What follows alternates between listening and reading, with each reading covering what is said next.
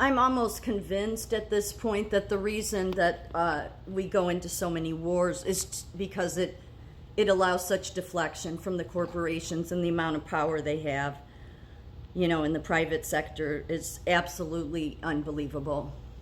One of the things that could be done, many people say that, so here, if you removed personhood from corporations, but see, I guess the Congress and the House and all the politicians, they don't really want to do that. Because they basically see that, well, the courts are interpreting the Constitution. Okay, but anybody with a brain understands the difference between an individual human being and a corporation. Obviously, the Supreme Court does not understand that, and they allowed themselves to be played. So you just forever have allowed this. But even if you wanted to keep the personhood in place, you could do something to stop them from having any say at the table when it comes to politics. Really, because that's part of the problem too. And you don't. Everything you do just ends up destroying everything more. If corporations were no longer able to donate or have the same say in legislation as individual citizens, several significant changes would occur. Reduced corporate influence. Oh, well, that would be a good thing.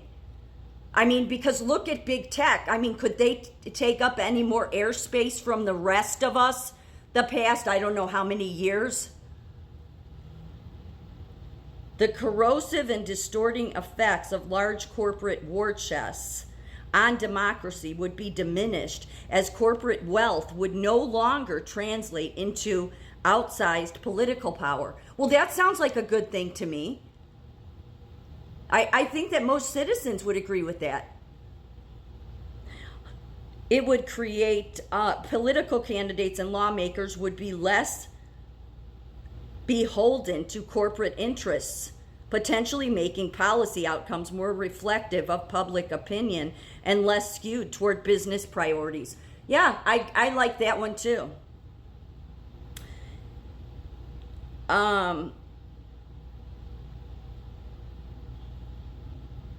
Shareholder protection.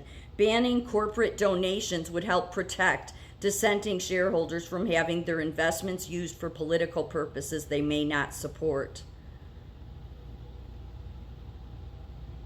However, some corporate influence could shift to executives or major shareholders making large individual donations, so additional reforms might be needed to fully level the playing field. It's like you can never win. I mean, the individual. Because again, everybody thinks, how do you change America? How do you make it more about the citizens and make it more fair and it be about, and you could say that this is corrupt and that's corrupt, but it takes the individual people and the corporations, the majority of them, the ones I talk about all the time, the ones of the major industries in America, they are morally bankrupt people. They won't change. And all it takes is them to completely destroy what was put in place for this country.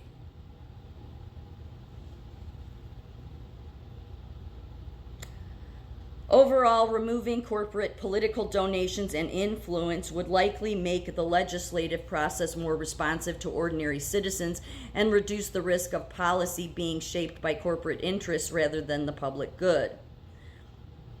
If corporations were restricted from donating or influencing legislation beyond what individual citizens can do, the power balance would shift significantly in favor of individuals and communities. And the effects would be greater accountability. Corporations would have less ability to avoid responsibility or shape laws in their favor, making it easier for citizens and communities to seek justice and hold companies accountable for harmful actions. And it would reduce, this is the biggest one, it would reduce policy capture. Legislative and regulatory outcomes would be less likely to reflect corporate interests, increasing the likelihood that laws serve the broader public rather than powerful business lobbies. It would empower the citizens, individuals, and grassroots organizations. Oh, you always got to be careful with the grassroots organizations, because they're usually created by the damn corporations.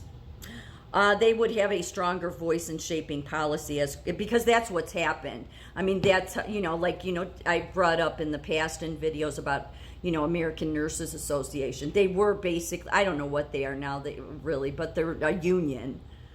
And then you have every state that is a union, like Illinois Nurses Association, Wisconsin, it has, and they act as like they act in helping to protect corporate. I mean, I know many unions, you think your unions are, they're fighting your cause. Yeah, maybe some of them are. I can just tell you that in nursing, yeah, it's all a joke, all these associations and unions. So, because they become the lobbying voice. But they're really, but it's made to seem like they're the everyday people. Then they are in the unions that, you pay your unions. But again, nobody ever stops to talk about the backdoor dealings between the hospital and the unions that the people never hear about. They just think their unions on their side. The legislative process could become more transparent and equitable as the influence of wealth and special interests diminishes.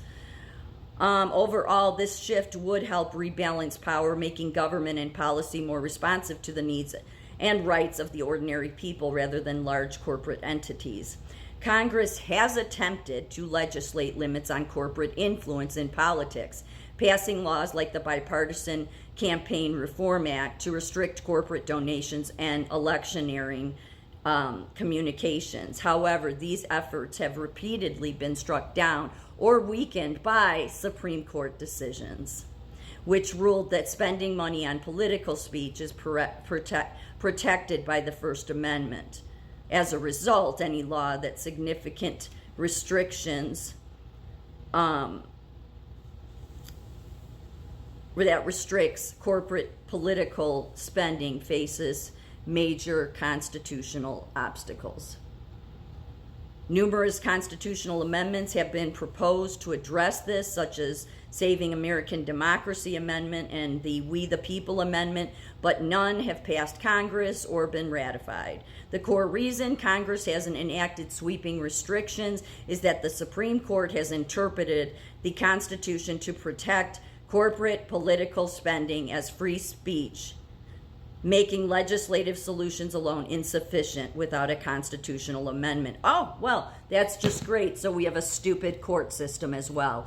The court system doesn't recognize the difference between a corporate entity and a personhood. Well, no wonder the damn country has gone into hell. And besides that, like it says here, Congress cannot dictate specific judicial decisions or removing sitting justices. Well, we know that. Except through impeachment. Its regulatory power must respect the separation of powers. Yeah, but I mean, if the court is so stupid that they don't know the difference between a corporate entity and a human being, then shouldn't they be impeached? I'm just saying it. I think most of us can recognize there's a difference.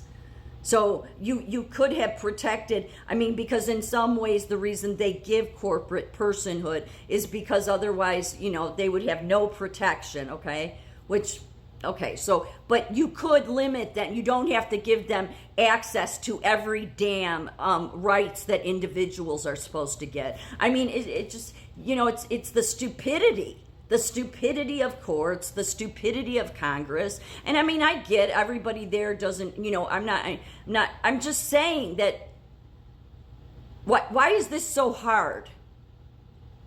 And I think what it comes down to is it's the same problem always, okay? Because you people there in Congress and the House, you like getting that money from those corporations, right? You like getting those extra gifts you get. Marjorie Taylor Greene comes from the number one state for heavy police state surveillance is Atlanta, Georgia, and yet she invests in tech. So do any of you serve human beings? I question it. I don't think so.